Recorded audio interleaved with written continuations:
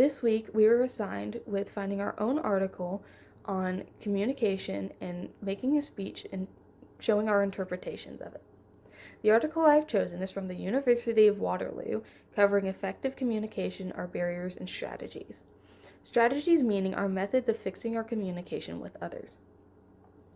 This article covers multiple concepts and part of communication, and throughout my speech I will cover some of these. The main ones I want to cover are focus, word complexity, and interruption. Interruption plays a constant feature in my life with how often I get too excited to share something and just have to cut off my family members. And with that, I see how upset they get when I cut off their story to share my own. And that plays a big role in other people's lives as well, and even just basic public communication. Along with that comes word complexity. Word complexity can affect mostly worldwide conversations with the barriers of language and the differences in slang or different words. As we grow, we learn new words from people around us and from the internet and social media. And as well as as we go through school, we learn how important it is to use those big words in essays. What big words are useful in essays and make us seem smart aren't always great for our daily conversations. To show our interest when we may look distracted or unfocused in the speaker, we can show that we're interested in actively paying attention by paraphrasing and asking questions.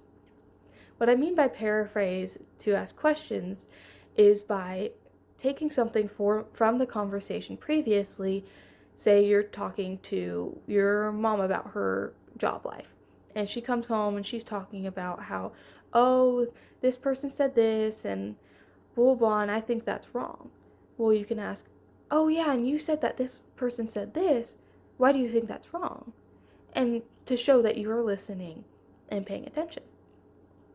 In group settings, you want to pay attention to the fact of listening to one person specifically. By listening to one person in specific, you show that maybe you're biased towards that person.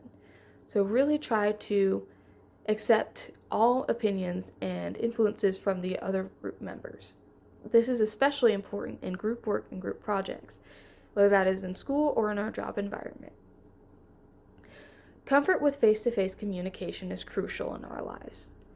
As we go about our daily lives and future lives, we need to be able to be comfortable with public communication, whether that is just over the phone with somebody or especially face-to-face and one-on-one.